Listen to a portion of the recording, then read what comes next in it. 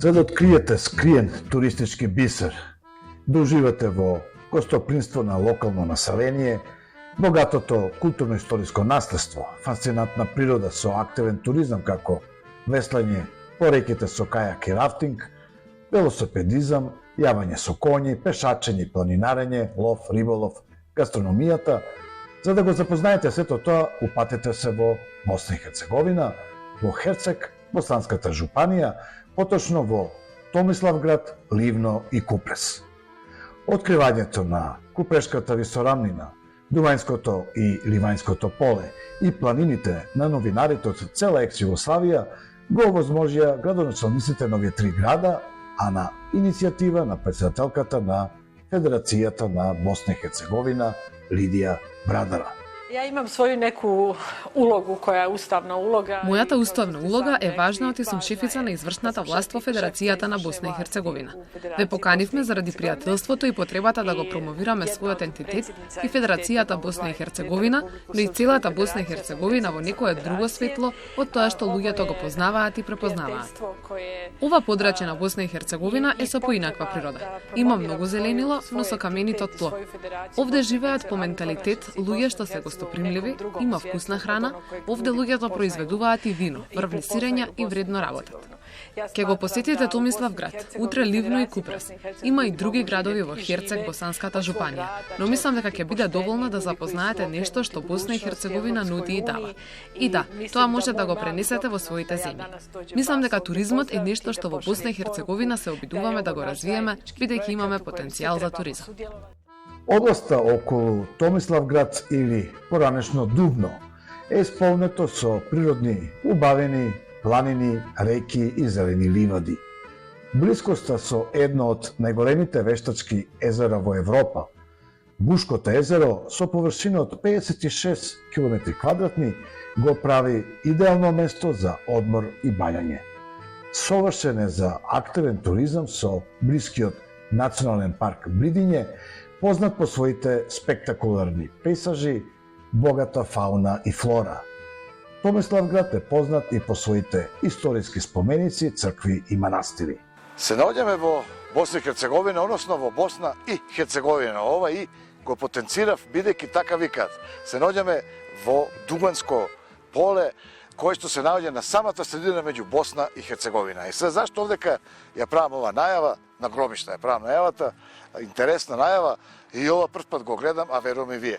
Овдека од десната страна е католички гробишта, додека од левата страна се православни гробишта, а во центарот на овие гробишта се наоѓаат стечци. Мислам, многу интересна работа да видиме што се тоа стечци од 7 век потекнуваат и како тука се нашло континуитет на погребување. Ovdje smo na lokalitetu, odnosno... Овде сме на еден од трите локалитети на некрополата Липа. Тука има гробови кои датираат од 18 век и луѓето тука се погребувале според традицијата од 12 до 21 век. На просторот на Херцег, Босанската жупанија, односно на просторот на Томиславград, има речиси 2000 стекци, од кои на овој простор каде што се наоѓаме има 80 до 90 стекци, а вкупно на сите некрополи има 350. По Босна и Херцеговина има 70.000 стекци. Народот ги вика камени спијачи. Тоа се надгробни споменици кои ги изработувале богомилите од 12 до 16 век и биле наменети за влијателни лица. Поголемите стекци и украсените им припаѓале на богатите, а помалите кои се денес закопани под земја им припаѓале на пониската класа. Наводно, во тоа време цена на изработка на еден стеќак изнесувала 3 просечни плати, што е еден интересен факт. Тие се едно од националните наследства на Босна и Херцеговина, влезени во УНЕСКОвото светско наследство и се основа на нашиот најголем туристички производ, на нешто што треба да го сочуваме за идните генерации. До Томиславград е Ливно, познато по своите живописни пейсажи и природа, убавите езера и планинските предели. Познато е и по својата традиционална кујна, така да не пропуштајте да ги вкусите локалните специјалитети, особено ливањското сирење и пршута. Ливно е идеално за планинарење, јавање коњи и кајакарење.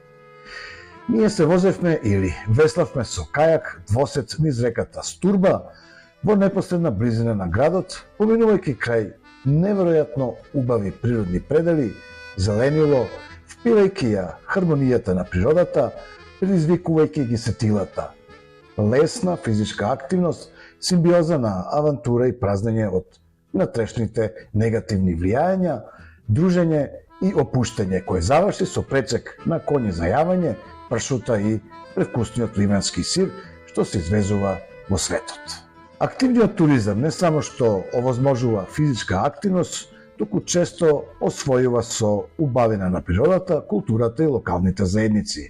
Ова форма на туризам промовира здрав начин на живот и одржливост во користењето на природните ресурси.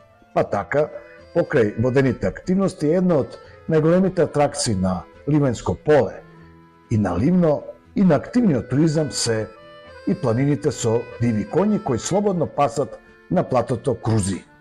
Дотаму домаќините не довезува со джипови, оти не постои пат и ова место ретко може да се доживее. Еве се наоѓаме на 1000-1500 метри надморска височина над Ливно, планината Круг и висоравнина Кругови, кој што е 20 километри. Овдека специјално после веслање со кануа се доаѓа со помош на джипови. И зашто се доаѓа тука? Како што сами гледате, зад мене се доаѓа да се видат и да се дружиме со овие прекрасни коњи, но тоа не се било какви коњи, босански коњи, диви коњи. Значи ги има овдека, само што, колку што ни кажа, околу 900. На самата висоравнина има над 1000 диви босански коњи, кои што се една од главните атракции на Ливно и воопшто на Босна и на Херцеговина. Вреди овдека да се дојде и да се ужива. Диви коњи се, но како што гледате, може човек и да се доближи, не толку многу близко, али да се доближи, да се дружи со овие коњи, да се сплоти со природата.